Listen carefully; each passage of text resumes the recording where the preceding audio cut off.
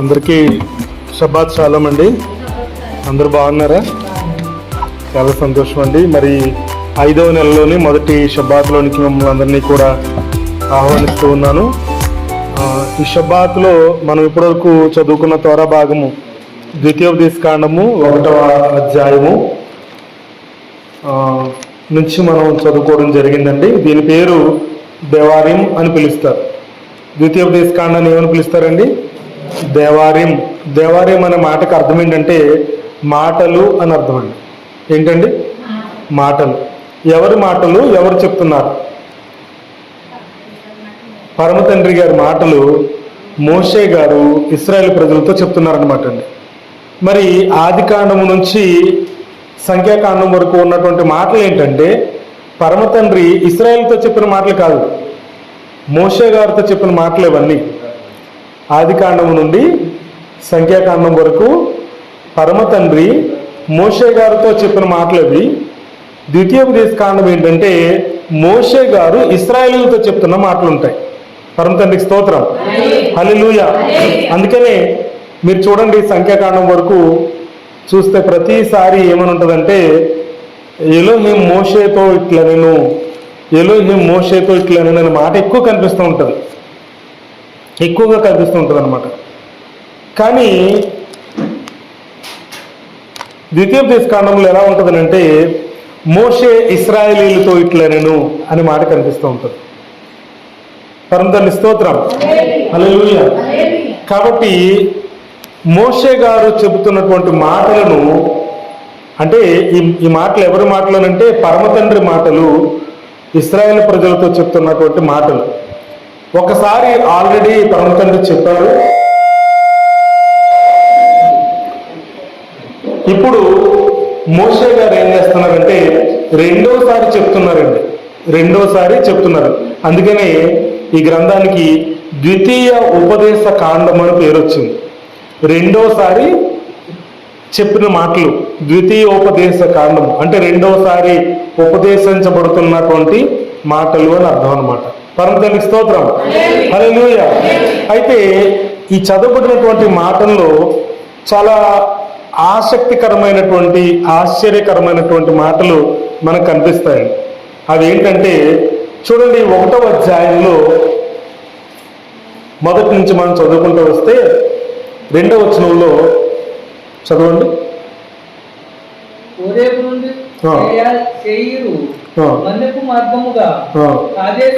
వరకు 11 దినముల ప్రయాణము హెష్బోనులో నివసించిన అమోరీయుల రాజైన సీహోనును, అష్తారోతులు నివసించిన బాషాను రాజైన ఓగును ఎద్రెయిలు హతం చేసిన తర్వాత 40వ సంవత్సరములో 11వ నెల మొదటి తేదీని మోషే ఇశ్రాయేలీయులకు బోధించుటకై వారితో చెప్పాను. ఎక్కడ చెప్తున్నాడు ఈయన ఈ మాటలన్నీ అంటే దాదాపు 40 సంవత్సరాల ప్రయాణం అయిపోయిందండి. ఐగుప్తు నుంచి బయటకు వచ్చిన తర్వాత ఎన్ని సంవత్సరాలు అవుతుందండి ఇక్కడికి రాబడికి? 40 సంవత్సరాల ప్రయాణం అయిపోయింది. 40వ సంవత్సరంలో చివరిలో అంటే ఇంకా ఆయన చివరిలో ఇంకా ఈ అరణ్య ప్రయాణం ముగించుకుంటారు. చివరిలో ఎన్నో సంవత్సరం అంటే 40వ సంవత్సరము 11వ నెల మొదటి తేదీని మాట్లాడుతున్నటువంటి మాటలు ఏమిటంటే ఎక్కడ మాట్లాడుతున్నారు అప్పటికి ఆయన? వారితో చెప్పాను. 5వ వచనం, యోర్దాను యువతలనున్న మోయాబు దేశమున మోషే ఈ ధర్మశాస్త్రమును ప్రకటింప మొదలుపెట్టి ఇట్లా నేను ఇలా చెబుతున్నారు. ఎవరు? మోషే గారు. ఎక్కడున్నారండి? యోర్దానుకి యువతలు ఉన్నారు. గత వారంలో కూడా నేను చెప్పడం జరిగింది. యోర్దాను యువతల వీళ్ళున్నారు. యోర్దాను అవతల ఏముందండి? కానాను దేశం అంటే వాగ్దాన దేశం. వాగ్దాన దేశం చేరుకోవడానికి ఇంకెంత దూరంలో ఉన్నారు వీళ్ళు? చాలా దగ్గరగా ఉన్నారు. వారికి అడ్డుగా ఏముందనంటే ఒక నది ఉంది, యోర్దాను నది మాత్రమే అడ్డు ఉంది. ఆ యోర్దాను నది దాటితే కానాను వెళ్ళిపోవచ్చు. కానీ ఈ నది చాలా పెద్ద అడ్డంకిగా ఉంది వాళ్ళకి. చాలా పెద్ద అవరోధంగా ఉంది. ఆ నది దాటాలి, మా వల్ల కాదు బాబోయ్ అని భయపడిపోతూ ఉన్నారు. మోషే గారు ఏం చెప్తున్నారంటే, ఓ ఇశ్రాయేలీయులారా, గతంలో మీరు చూడండి, ఎక్కడి నుంచి మీరు ఐగుప్తు నుంచి బయటకు వచ్చిన దగ్గర నుంచి మీరు చూడండి, మీరు ఎలా వచ్చారు అని అంటే చూడండి 7వ వచనం. మీరు తిరిగి ప్రయాణమై అమోరీల మన్యమునకును అరాబులోను మన్యములోను లోయలోను దక్షిణ దిక్కున సముద్ర తీరంలో. అంటే ఇక్కడ పైనుంచి చదువుకుంటా వస్తూ ఉంటే ఏమంటాడంటే అండి, మీరు ఈ 40 సంవత్సరాలు ప్రయాణం చేసి వచ్చారు, చాలా దూరం వచ్చారు మీరు, ఇక మన ముందు కానాను ఉంది, అక్కడికి వెళితే సరిపోద్ది అని చెప్తున్నారు. అయితే ఆ దేశం వెళ్ళడానికి మరి మాకైతే అనుమతి లేదని ఆయన బాధపడినట్లు కనుక మనం చూస్తాం అన్నమాట. పరమ తండ్రి స్తోత్రం. అంతేకాదు ఏమన్నారంటే 8వ వచనం చదవండి. ఇదిగో ఆ దేశమును మీకు అప్పగించితిని, మీరు వెళ్ళి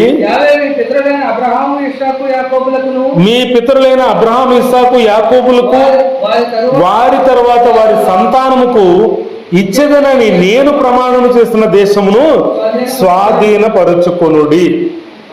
ఈరోజు నేను చెప్పాలనుకున్న అంశాలు ఈ మాటలో ఉన్నాయండి. ఏమిటి అని అంటే, వీళ్ళు వాగ్దాన దేశంలోకి వెళ్ళిపోయారా లేదా? వాగ్దాన దేశంలోకి వెళ్ళారా లేదా చెప్పండి. వెళ్ళారండి? ఇంకా వెళ్ళలేదు కదా. మధ్యలో ఏముంది అడ్డుగా? కానాను ఉంది, సారీ యోర్దాను నది ఉంది.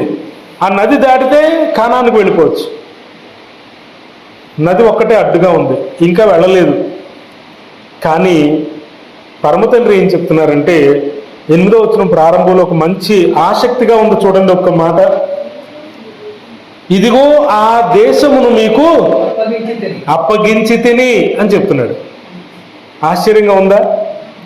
ఇంకా వీళ్ళు అక్కడికి వెళ్ళలేదు, అక్కడికి వెళ్ళి దాన్ని స్వాధీనం చేసుకోలేదు, అక్కడేమో వాళ్ళు నివసించలేదు. అరణ్యంలో ఐగుప్తు నుంచి బయలుదేరిన వాళ్ళందరూ కూడా అరణ్యంలోనే చచ్చిపోయారు. అరణ్యంలో పుట్టి పెరిగి 40 సంవత్సరాల వయసు వచ్చిన వాళ్ళు మాత్రమే ఇక్కడ ఉన్నారు. ఒక తరం చచ్చిపోయింది అరణ్యంలో, కొత్త తరం బయలుదేరింది. ఆ కొత్త తరానికి కానాను ఎలా ఉంటుందో తెలియదు. కానీ పరమ తండ్రి చేసిన వాగ్దానం ఎలా ఉందంట? ఇదిగో ఆ దేశమును మీకు ఇచ్చారా? నిజం చెప్పండి, ఇచ్చాడు ఆయన. మరి అప్పగించి నేను మీకు ఇచ్చాను అని ఎందుకు మాట్లాడుతున్నాడు? ఆసక్తిగా ఉందా? పరమ తండ్రి వాగ్దానాలు ఎలా ఉంటాయంటే అండి, ఇలాగే ఉంటాయి. కానీ వాటిని మనం ఏం చేస్తామంటే నమ్మం. అంటే మనలో విశ్వాసం ఉండదు. మనలో విశ్వాసం లేకపోతే నమ్మలేము దాన్ని. పరమ తండ్రి ఏం చేస్తారంటే, నిన్ను అనేక జనములకు గొప్పగా చేస్తాను, అనేక జనములకు తండ్రిగా చేస్తానని వాగ్దానం చేస్తారు. మనకు నమ్మకం ఉండదు. అబ్రహాం గారు నమ్మారేంటి? అబ్రహాం గారితో ఏమన్నారు? ఇదిగో బయటికి తీసుకొచ్చి ఆకాశంలో నక్షత్రాలు లెక్కబెట్టు, ఎన్నున్నాయి లెక్కబెట్టునంటే, అయ్యా అవి చూస్తే బోల్డ్ ఉన్నాయి, నేను లెక్కబెట్టలేను, చాలా ఉన్నాయి, నేను లెక్కబెట్టలేను అన్నాడు. అగో అలా అవుతారు నీ పిల్లలు అని అన్నాడు. 99 సంవత్సరాల వయసు అయ్యా, నాకు కొడుకు లేడు, బోల్డ్ ఆస్తి ఉంది, బోల్డ్ అంతస్తులు ఉన్నాయి, బోల్డ్ అంత ధనం ఉంది, బోల్డ్ అన్ని పశువులు ఉన్నాయి, ఇవన్నీ ఎవరు తీసేసుకుంటారు అన్నాడు. అబ్రహాం గారు ఎవరి గురించి భయపడ్డాడండి? ఇవన్నీ కూడా నా సేవకుడైన ఎలియాజరు తీసుకుంటాడు కదా, నాకు పిల్లలు లేరు కదా, నా సేవకుడైన ఎలియాజర్కి వెళ్ళిపోతాయి కదా అని ఏమనుకున్నాడండి అబ్రహాం గారు? అని తండ్రితో మాట్లాడేశాడు. తండ్రితో మాట్లాడేశాడండి. నాకు పిల్లలు, ఈ నక్షత్రాలు చూపించి నీ పిల్లలు ఎలా అవుతారు, ఇంతమంది ఉంటారు అని అంటే, ఇప్పుడు ఒక కొడుకు కూడా లేడు కదయ్యా, నా ఆస్తి అంతటికి ఎవరు వారసుడు? ఎలియాజరే వారసుడు అవుతాడు కదా అని భయపడ్డాడు. ఈ రోజున మన విశ్వాసం కూడా ఇలాగే ఉంటుందండి. ఎలా ఉంటుంది అని అంటే, నిన్ను గొప్ప స్థితిలో ఉంచుతానంటే ఆ మాట చదువుతాం తప్ప నమ్మం మనం. నిన్ను అనేక జనములకు అప్పిచ్చువారిగా చేస్తాను అని అంటే ప్రతిరోజు అప్పు కోసం పరిగెడతా ఉంటాం మనం. సేవకులంగా ఇన్ని మాటలు చెప్తాం కానీ మాకు కూడా అదే విశ్వాసం, నమ్మకం లేని మనస్తత్వాలండి మాకు కూడా.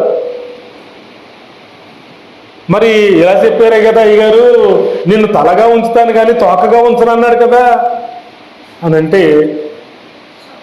సేవకులే నమ్మరు ఆ మాటని.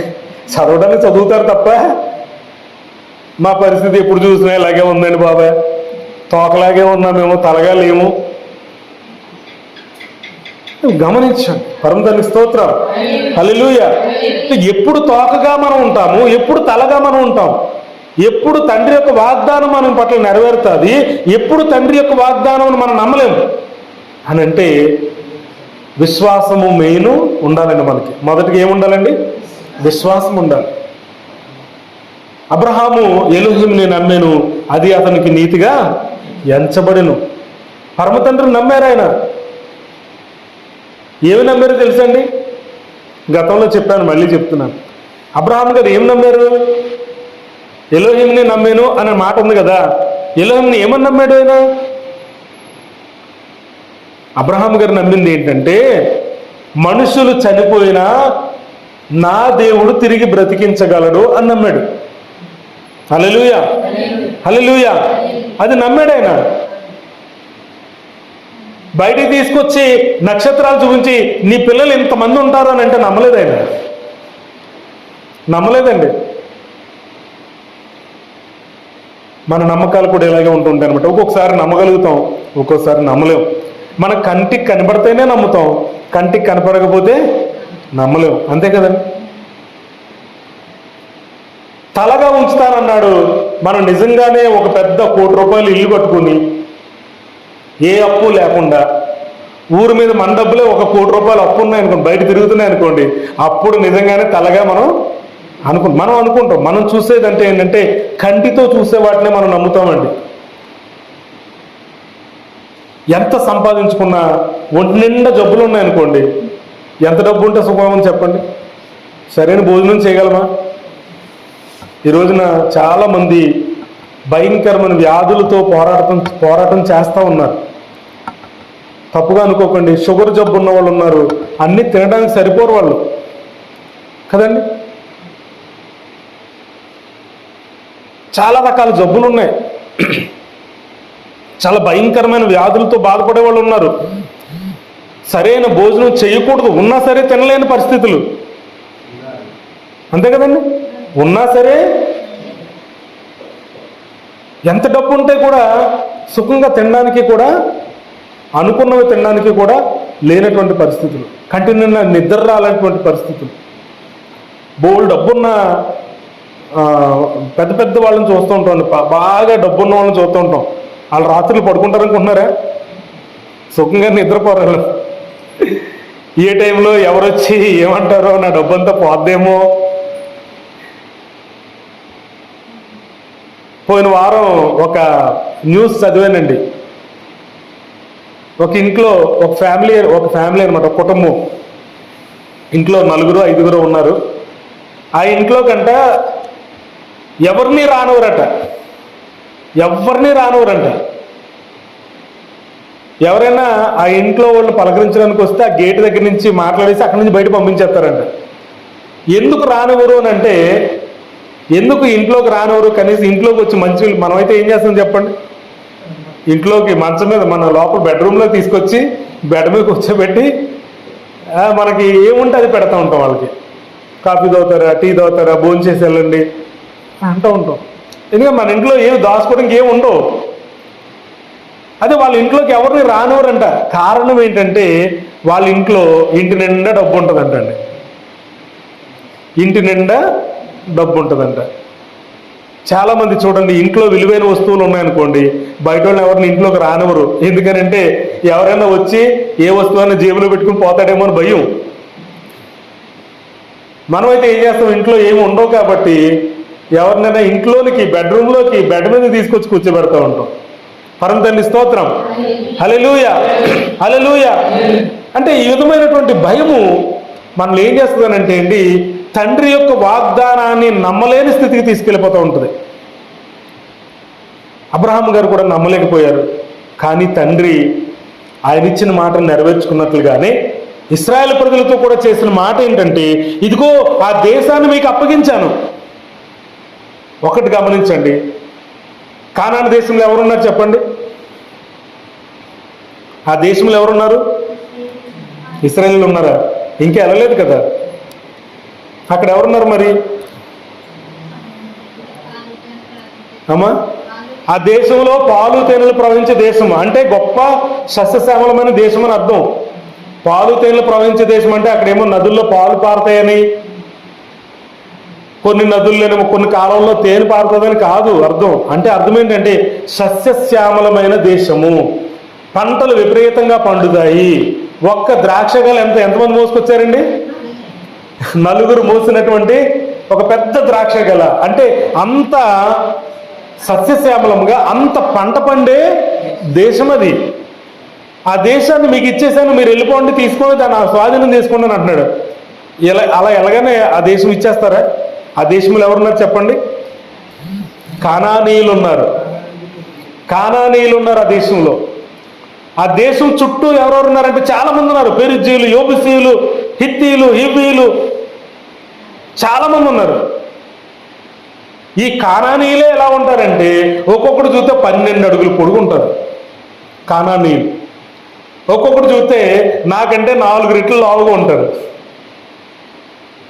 అవసరమైతే ఒక మనిషిని నాడు అమాంతంగా మింగేస్తారన్నమాట. అలాంటి మనుషులు, వాళ్ళని చూసే కదా అల్లిపోయారు. 10 మంది వేగుల వారు వాళ్ళని చూసే కదండి అల్లిపోయారు. వాళ్ళ దృష్టికి మేము మిడతల్లాగా ఉన్నాము, మా దృష్టికి మేము మిడతలుగానే కనపడ్డాము అని అన్నారు కదా, గుర్తుందా? ఎవరున్నారు అక్కడ? కానానీయులు ఉన్నారు. వాళ్ళు చూస్తే ఆజానుబాహులు, చాలా ఎత్తరులు, చాలా బలవంతులు. ఇప్పుడు వీళ్ళు వెళ్ళి ఆ దేశాన్ని ఎలా తీసుకోగలరు వీళ్ళు? ఆ దేశాన్ని మీకు ఇచ్చేసాను, మీరు వెళ్ళి స్వాధీనం చేసుకున్నది తండ్రి చాలా సింపుల్గానే మాట్లాడేశాడు. ఇక్కడ చూడండి, ఇక్కడ ఎలా మాట్లాడారంటే, ఇదిగో 8వ వచనం, ఆ దేశమును మీకు అప్పగించి తిని మీరు వెళ్ళి మీ పితరులైన అబ్రహాము, ఇస్సాకు, యాకోబులతో వారి తర్వాత వారి సంతానంతో నేను ఇస్తాను అని ప్రమాణం చేసిన దేశాన్ని స్వాధీనం చేసుకోండి అని అంటున్నాడు. ఇక్కడ వెళ్ళి స్వాధీనం చేసుకోండి.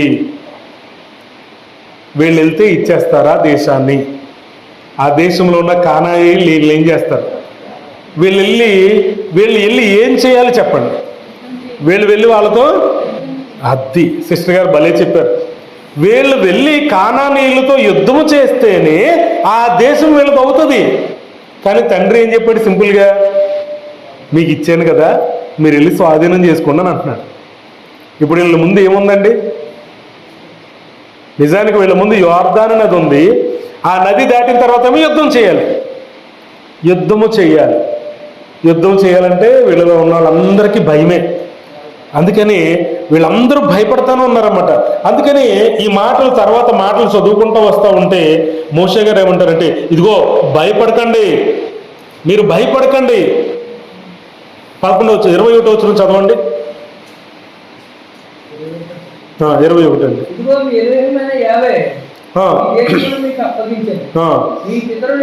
ఇదిగో ఈ దేశమును నీకు అప్పగించాను, మీకు ఇచ్చేసాడని చెప్తున్నాడు ఈయన. తండ్రి యొక్క వాగ్దానాలు ఎప్పుడూ కూడా జరిగినట్టుగానే పరిగణించబడతాయండి. జరిగిపోయినట్టుగానే ఉంటుంది మనకి. మన జీవితంలో జరగకపోయినా సరే తండ్రి యొక్క వాగ్దానాలు జరిగినట్టుగా మనం భావిస్తే అదే విశ్వాసం. పరమతండ్రి స్తోత్రం, హల్లెలూయా. పిల్లలు లేని వాళ్ళు ఉన్నారనుకోండి, నాకు పిల్లలు ఇచ్చావు తండ్రి అని నమ్మడమే విశ్వాసం. ఇస్తాడైనా. నీ గర్భమును తెరిచేవాడు ఆయనే అని చెప్పినప్పుడు అది నమ్మితేనే విశ్వాసం నీకున్నట్టు. నాకు ఇచ్చావు తండ్రి, అవునైనా నాకు ఇచ్చావు తండ్రి అని నువ్వు ప్రార్థన చేయగలిగితే, నువ్వు చెప్పగలిగితే అది విశ్వాసం. కాబట్టి దానిని ఆయనను తప్పక నెరవేరుస్తాడు.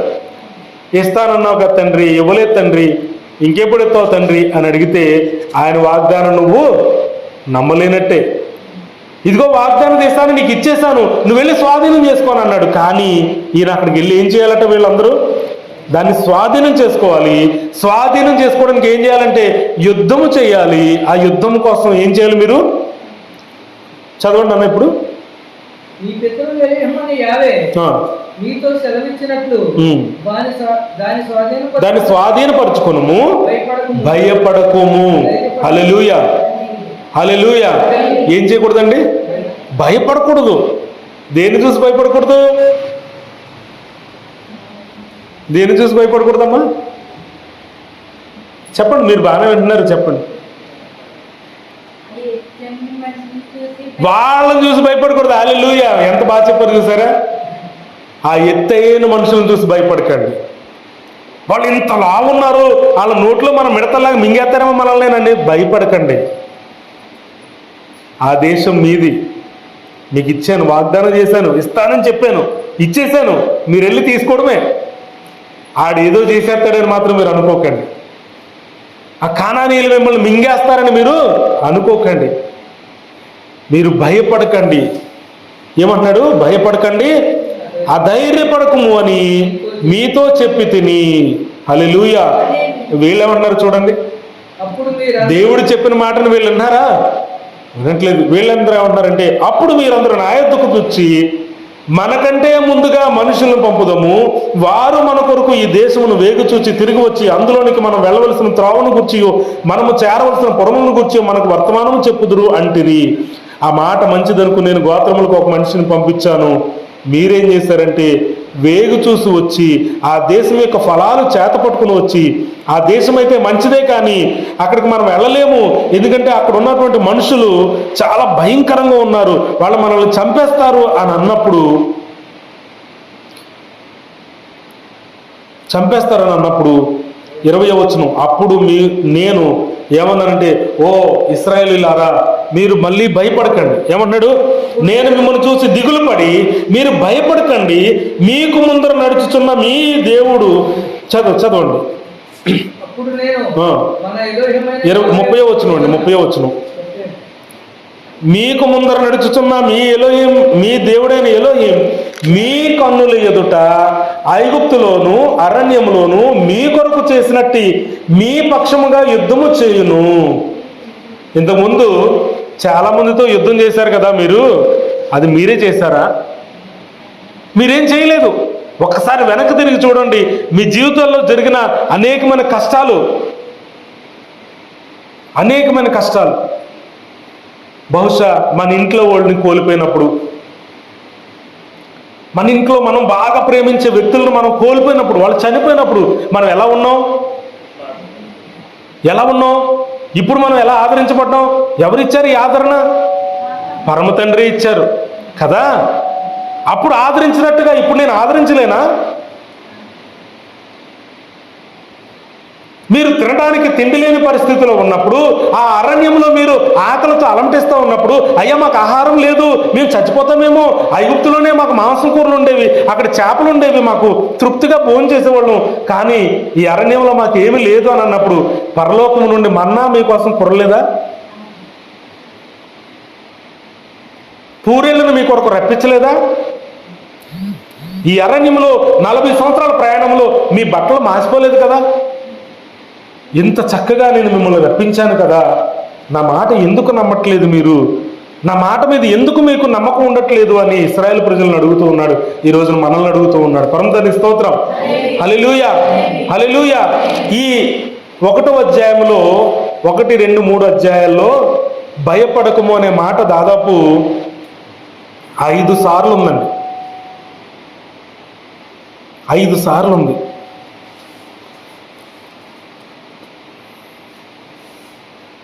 ఒక మాట చెప్పమంటారా?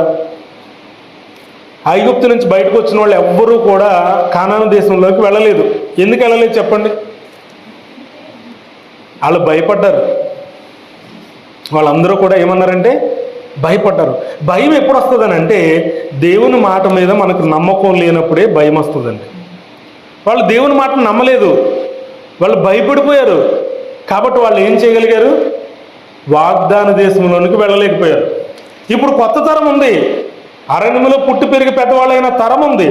ఈ తరంతో మోషే గారు ఏం చెప్తున్నారంటే, మీ పితరులు ఆ ఐగుప్తు నుంచి బయటకు వచ్చిన వాళ్ళు నా మాట నమ్మలేదు కాబట్టి, వాళ్ళు భయపడ్డారు కాబట్టి ఈ అరణ్యంలో చచ్చిపోయారు వాళ్ళు. ఇప్పుడు మీరు భయపడకండి, దేవుని మాట మీద నమ్మకం ఉంచండి. ఆయన వాగ్దానాన్ని మీరు నమ్మండి, మిమ్మల్ని కానాను తీసుకువెళ్తాడు ఆయన. పరమ తండ్రి స్తోత్రం. హల్లెలూయా, హల్లెలూయా, హల్లెలూయా. చూడండి 36వ వచనంలో, యెఫున్నె కుమారుడైన కాలేబు తప్ప మరి ఎవడును చూడడు, అతడు పూర్ణ హృదయంతో ఎలోహింను అనుసరించను గనుక అతడు దానిని చూచును. ఆ యొక్క వాగ్దాన దేశంలోనికి వెళ్తున్నాడు.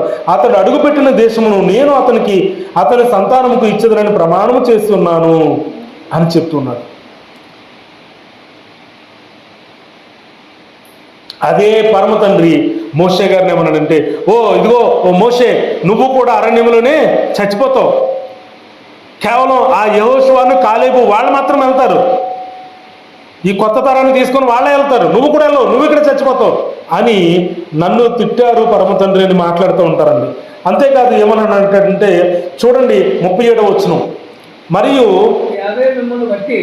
పరమ తండ్రి మిమ్మల్ని బట్టి నా మీద కోపపడి ఏమన్నాడంటే, యెహోషువ కాలేబు తప్ప ఓ మోషే నువ్వు కూడా వాగ్దాన దేశంలోనికి వెళ్ళవు అని అన్నాడు. ఎవరిని బట్టి అన్నాడటండి? మోషే గారి బాధ. మోషే గారు ఎంత బాధపడతారో చూసారా. మిమ్మల్ని బట్టి నన్ను అక్కడికి వెళ్ళనివ్వట్లేదు ఆయన అని అన్నాడు. ఎందుకు వెళ్ళనివ్వట్లేదు అని అంటే, వీళ్ళందరూ ఎలా ఉన్నారంటే ఆయన మాట నమ్మలేని స్థితిలో ఉన్నారండి. ఈ రోజున నువ్వు ఎలా ఆలోచిస్తూ ఉన్నావు? ఆనాడు ఇశ్రాయేలు ప్రజలు ఆలోచించినట్లుగానే ఆయన వాగ్దానం మీద నీకు నమ్మకం లేదా? ఆయన మాట మీద నీకు నమ్మకం లేదా? లోకాన్ని చూసి భయపడుతున్నావా? లోకంలో ఉన్న వాటన్నిటిని చూసి భయపడుతూ ఉన్నావా? ప్రియ సహోదరి సహోదరులారా, ఆలోచించుకుని ఏమందంటే ఆ భయమే మొదటి తరాన్ని వాగ్దాన దేశంలో ప్రవేశించకుండా నిలిపేస్తుందండి, ఆ అవకాశాన్ని కోల్పోయేలా చేసింది. అందుకని ఇక్కడ మాట్లాడుతున్నటువంటి మాట భయపడకుడి. భయం అనేది ఏమవుతుందంటే నిజానికి విశ్వాసానికి వ్యతిరేకమైందండి. విశ్వాసం అనే దానికి పూర్తి వ్యతిరేకమైంది. భయం ఏమవుతుందనంటే విశ్వాసం లేకపోతే భయం వస్తుంది అనమాట. విశ్వాసము లేని తనంలో నుంచే భయం ఉద్భవిస్తుంది అనమాట. మనకు ఎలోహిం పైన నిజంగా నమ్మకం ఉంటే కనుక మనలో భయం ఉండదండి. మనకు భయం కానీ ఆందోళన కానీ కలిగినప్పుడు పరలోకంలో మన తండ్రి ఎవరో, ఆయన మనల్ని ప్రేమిస్తున్నాడని, మనల్ని కాపాడుతున్నాడని మీరు జ్ఞాపకం చేసుకోవాలి అని తెలియజేస్తూ ఉన్నాడు. పౌలు గారు ఏం చెప్తున్నారంటే రోమిలికి రాసిన పత్రిక 8వ అధ్యాయము 15వ వచనం చూడండి.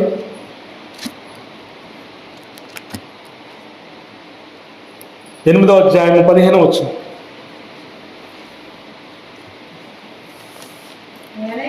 ఏలయనగా ఏమన్నాడండి? మరలా భయపడుటకు మీరు దాస్యపు ఆత్మను పొందలేదు, కానీ దత్తపుత్రుని యొక్క ఆత్మను మీరు పొందారు కాబట్టి ఆ ఆత్మ చేత మనం ఏమంటున్నామంటే అబ్బా తండ్రి అని మొరపెడుతున్నాం ఆయనకి. పరమతండ్రి స్తోత్రం. భయపడుటకు మీరు భయపడుతున్నాడంటే మీలో భయం ఉందంటే మీరు మళ్ళీ ఐగుప్తు యొక్క దాసత్వంలో ఉన్నారని మీరు అర్థం చేసుకోండి. అందుకనే భయపడుకు భయపడుకు భయపడుకు అని దాదాపు ఈ పాత నిబంధనలో 100 సార్లు పైన ఉందంటండి భయపడొద్దు అనే మాట. మనం చదువుకున్న భాగంలో ఎన్నిసార్లు ఉందని చెప్పానండి? 5 సార్లు ఉంది. ఇది చాలా చిన్న మాటలా కనిపించినా కూడా విశ్వాసం కలిగి ఉండడానికి ప్రాథమికమైన సూత్రంగా ఉందన్నమాట అండి. ఏమిటి? భయపడొద్దు అనే మాట. కాబట్టి మనము భయపడకూడదు. అందుకని యెషోవా వారు కూడా ఒక మాట చెప్పారు. మత్తయి సువార్త 10వ అధ్యాయంలో 29, 30, 31 వచనాలు. మత్తయి సువార్త 10వ అధ్యాయము 29, 30, 31 వచనాలు. 28 నుంచి చదవండి.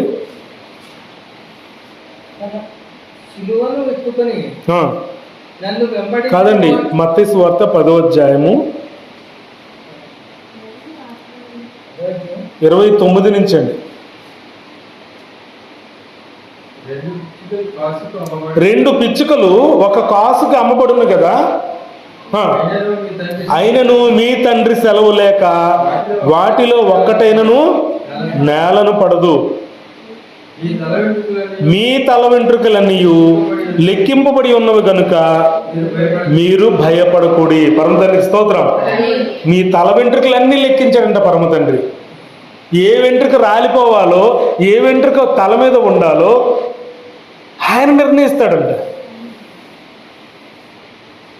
అటువంటిప్పుడు మనం ఎందుకు ఏం చేయకూడదంటే, భయపడకండి, మీరు అనేకమైన పిచ్చుకల కంటే శ్రేష్టమైన వారు అని పరమ తండ్రి మాట్లాడుతూ ఉన్నారు. పరమ తండ్రి స్తోత్రం. హల్లెలూయా, హల్లెలూయా. కాబట్టి అరణ్యంలో వాళ్ళు చాలా భయపడ్డారు.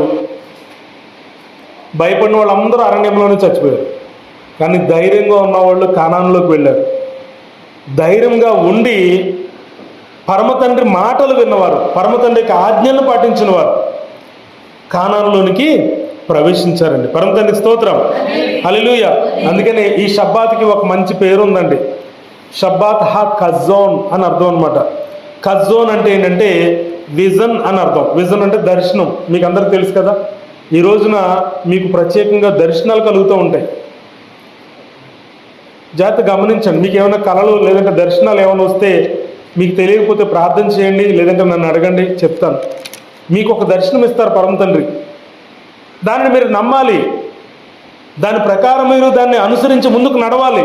ఎందుకు దర్శనం ఇస్తారు, ఈ రోజే ఇస్తారు, ఎందుకు ఇస్తారు అని అంటే, మనము దుఃఖించే 3 వారాల కాలంలో మధ్యలో ఉన్న షబ్బాతులో ఉన్నాం.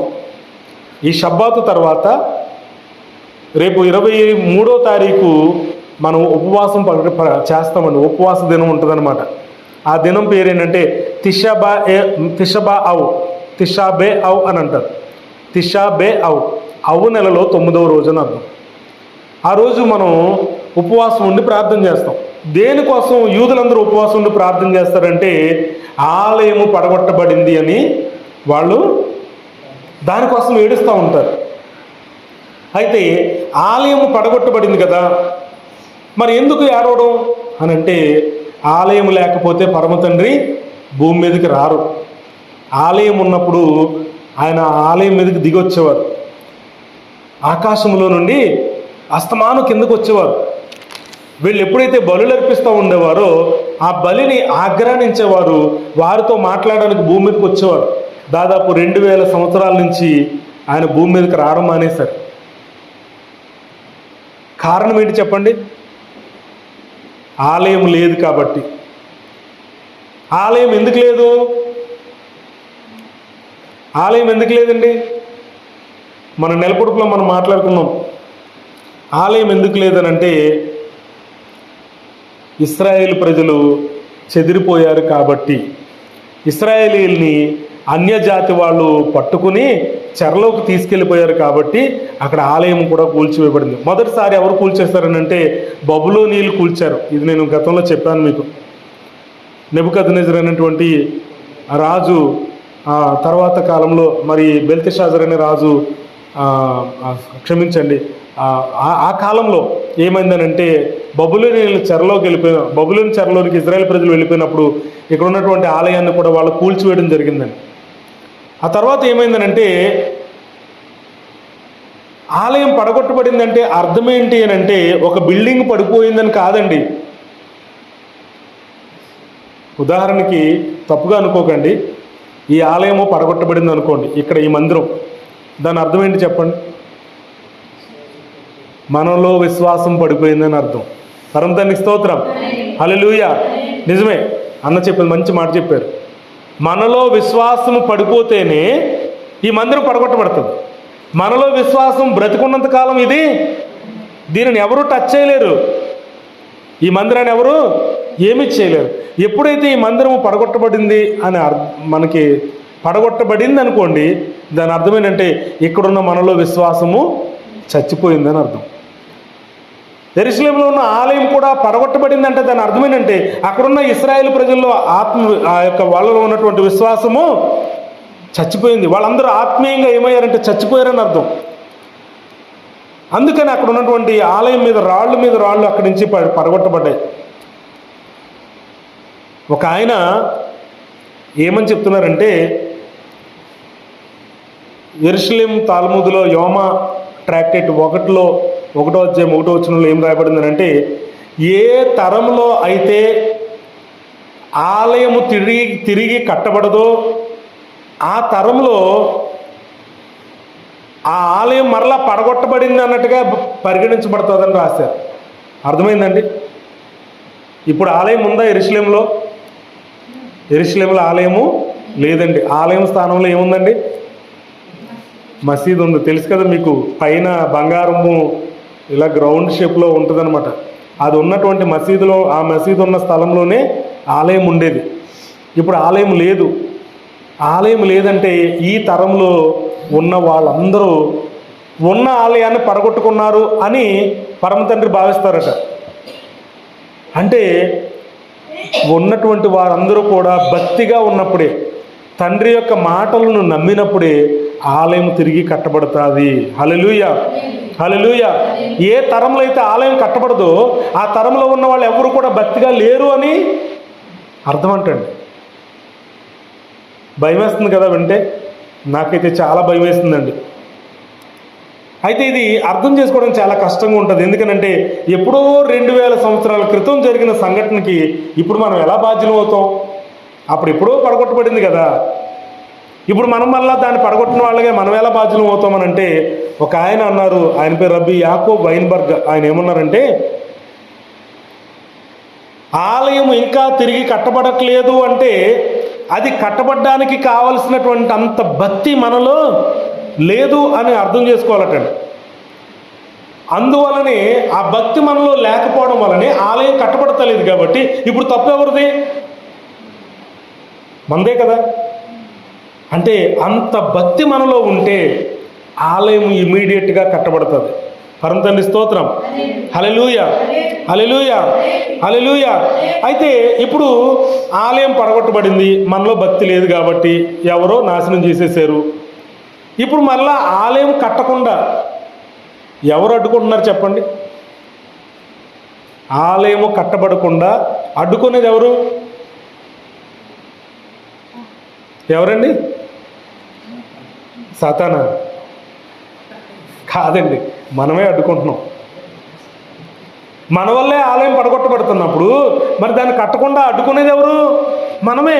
అంత భక్తి లేదు మనకి కాబట్టి మనమే దాన్ని అడ్డుకుంటున్నాం. ఎందుకు మనమే అడ్డుకుంటున్నామని ఎందుకు భావించవచ్చు అని అంటే, మనం ఏం చేస్తున్నామనంటే తోరాను సరిగ్గా పాటించట్లేదు. తోరాను మనం సరిగ్గా తోరాను పాటించడం అంటే ఏంటండి? షబ్బాతులు చేయడము, పండుగలు పాటించడము, నెల పొడుపు దినాలు పాటించడము, షబ్బాతులో ఎలా ఉండాలో అలా ఉండకుండా మన ఇష్టానుసారంగా ఉండడము, దాన్ని గౌరవించకపోవడము, ప్రార్థన అంటే మనకి లెక్కలేకపోవడము, మనకు కుదిరితే వెళ్దాంలే లేకపోతే మానేద్దాం అని అనుకోవడం. ఇవన్నీ ఏమవుతున్నాయనంటే ఆలయము కట్టబడకుండా దానికి అడ్డుపడుతున్నాం అనమాట. మనమే కట్టొద్దులే తండ్రి ఆలయాన్ని అప్పుడే కట్టొద్దు అని మనం అనుకుంటున్నట్టు. ఈ రోజున ప్రపంచవ్యాప్తంగా షబ్బాతుకు వ్యతిరేకమైన వాళ్ళు చాలామంది ఉన్నారండి. వీళ్ళందరూ ఎవరు అంటే ఆలయం కట్టకుండా ఆఫ్ చేసేవాళ్ళు. ఈరోజు పండుగలకు వ్యతిరేకంగా మాట్లాడే వాళ్ళందరూ కూడా ఆలయానికి వ్యతిరేకంగా ఆలయం కట్టబడకుండా చేసేవాళ్ళు. ఈ రోజున దేవుని యొక్క ధర్మశాస్త్రానికి వ్యతిరేకంగా మాట్లాడే వాళ్ళందరూ కూడా ఆలయము కట్టకుండా నిలువరించే వాళ్ళే. మనం ఎలా ఉన్నాం? నిజంగా తోరాను పాటిస్తున్నామా? లేదంటే పైన ఏదో మనకు కుదిరితే పాటిస్తున్నామా? నిజంగా పరమ తండ్రి ఏం చెప్తున్నారంటే, ఇశ్రాయేలు ప్రజల్ని ఎప్పుడు బాధించారు అని అంటే, ఇర్మియా గ్రంథం 9వ అధ్యాయము ఒకసారి చదవండి. ఇర్మియా గ్రంథము 9వ అధ్యాయము 12-13 వచనాలండి.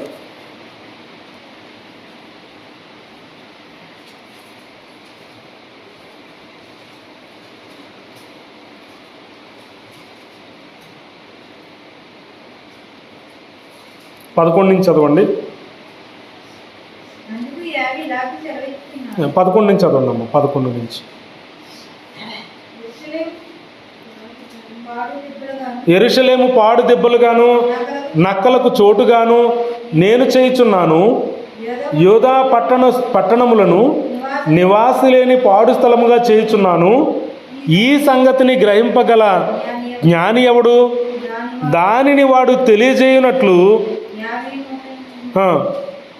పరమతండ్రి నోటి మాట ఎవరికి వచ్చెను?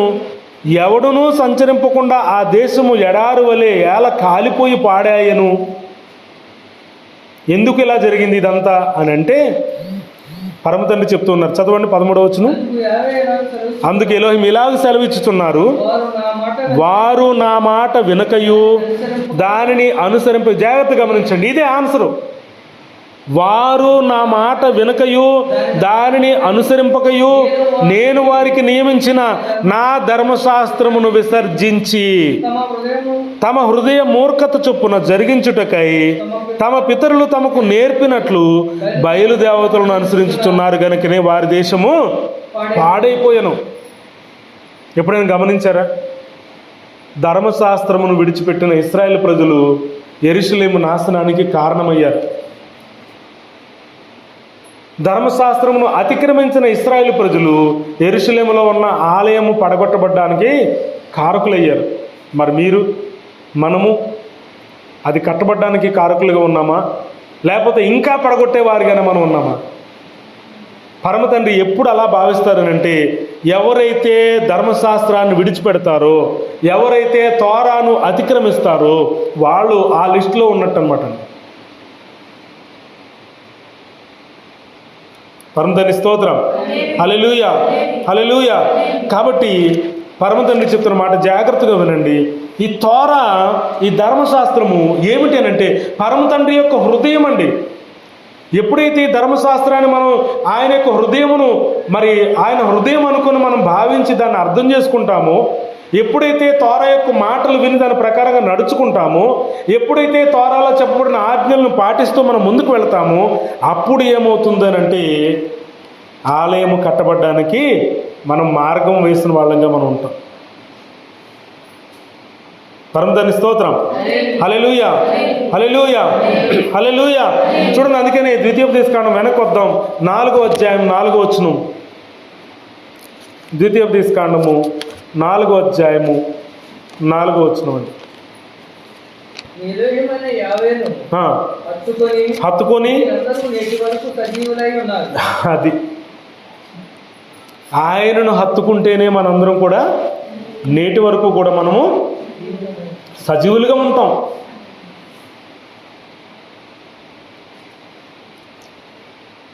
మనం సజీవులుగా ఉండాలి, మనం బ్రతికి ఉండాలి, మనం ఆలయం కట్టేవారుగా ఉండాలి అని అంటే మనం చేయవలసింది ఏంటంటే మనం ఆయనను హత్తుకొని ఉండాలి.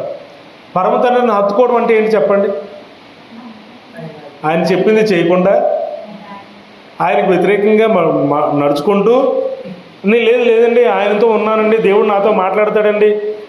ఈ రోజున చాలా నవ్వొస్తూ ఉంటుందండి. చాలామంది ఏం బోధిస్తారంటే అబద్ధాలు బోధిస్తూ ఉంటారు సంఘాల్లో.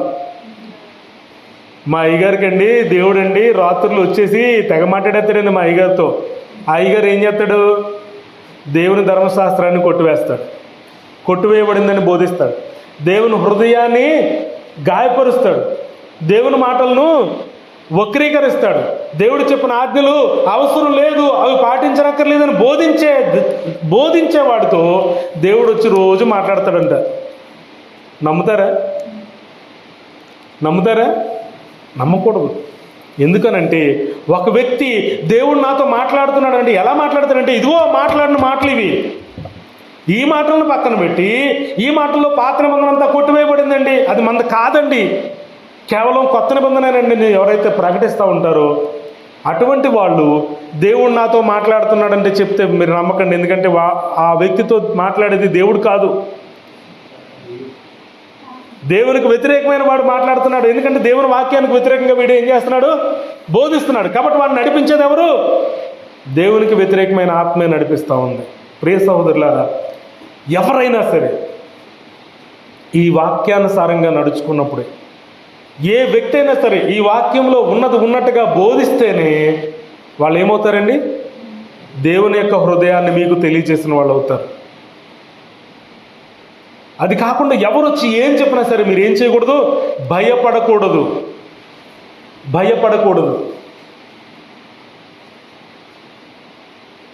భయపడకండి. తండ్రి యొక్క వాగ్దానం ఇంకా నిలిచే ఉంది.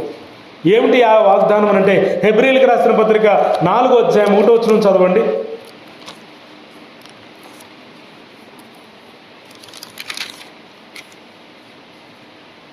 హెబ్రీయులకు రాసిన పత్రిక 4వ అధ్యాయం 1వ వచనం.